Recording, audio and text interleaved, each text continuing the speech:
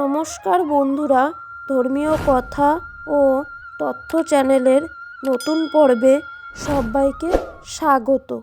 গোপাল পুজোর মাহাত্ম্য ও গুরুত্ব বর্তমানে দ্বিগুণ বৃদ্ধি পেয়েছে।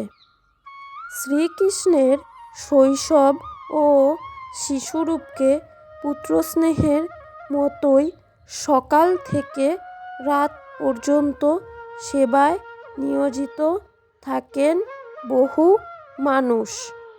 যেভাবে শিশুকে খাওয়াতে হয়, স্নান করার পর মাতৃস্নেহে ছোট্ট গামছা দিয়ে মুছিয়ে দেওয়া থেকে শুরু করে দুবেলা ভোগ নিবেদন করার নিয়ম মেনে থাকেন অনেকেই।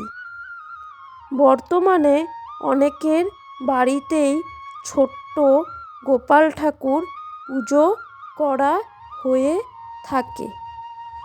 গোপাল পুজোর রেশ যে কতটা মারাত্মক আকার ধারণ করেছে তার প্রমাণ কিন্তু পাওয়া যায় শ্রীকৃষ্ণের জন্মাষ্টমীর সময়। বাড়ির ঠাকুরঘরে একটি নয়, দুইয়ের অধিক গোপাল মূর্তিও পূজা করে থাকেন অনেকেই। গোপাল পুজোর বেশ কিছু রীতি রয়েছে। রাতে খাবার ভোগ হিসেবে নিবেদন করার সময় বেশ কিছু নিয়ম পালন করা উচিত। লাড্ডু গোপালকে একবার বা দুবার নয়, দিনে 4 বার ভোগ নিবেদন করতে হবে। প্রথমে নৈবেদ্য নিবেদন করার সময় সকাল 6টা থেকে 7টার মধ্যে। ভোরবেলা তাকে নৈবেদ্য হিসেবে দুধ দেওয়া যেতে পারে। তবে কেউ কেউ লাড্ডু গোপালকে চা গরম করে নিবেদন করে থাকেন। এই নৈবেদ্য নিবেদনের পর অবশ্যই স্নান করা উচিত।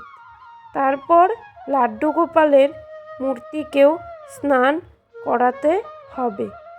এরপর দ্বিতীয় নৈবেদ্য দেওয়ার পালা।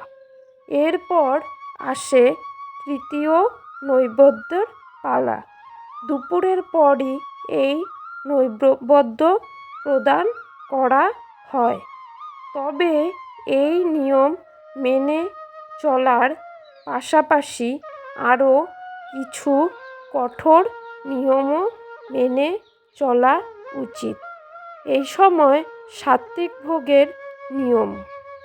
গোপালকে শুধুমাত্র সাত্ত্বিক ভোগ নিবেদন করা উচিত।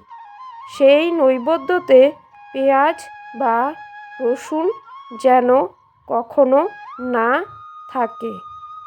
গোপাল ঠাকুরকে চতুর্থ নৈবেদ্য দেওয়া হয় রাতের বেলায়। প্রতিদিনের খাবারের মতো এই ভোগও হতে হবে সাত্ত্বিক। এই নৈবেদ্যের জন্য সবচেয়ে উপযুক্ত সময় ধরা হয় রাত 8টা থেকে 9টার মধ্যে। এরপর লাড্ডু গোপাল ঠাকুরকে বিছানায় শুয়ে মশারি টাঙিয়ে দেওয়া উচিত। তবে মনে রাখতে হবে, ঘুমানোর আগে লাড্ডু গোপালকে দুধ খাওয়াতে হবে।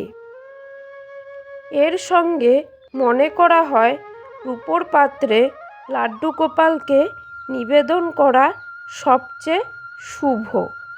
তাহলে বন্ধুরা, এই ছিল আজকের পর্ব। আশা করি আমার বন্ধুদের পর্বটি ভালো লেগেছে।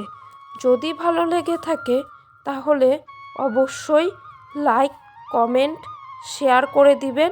আমার ছোট্ট চ্যানেলটিকে সাবস্ক্রাইব করে দিবেন।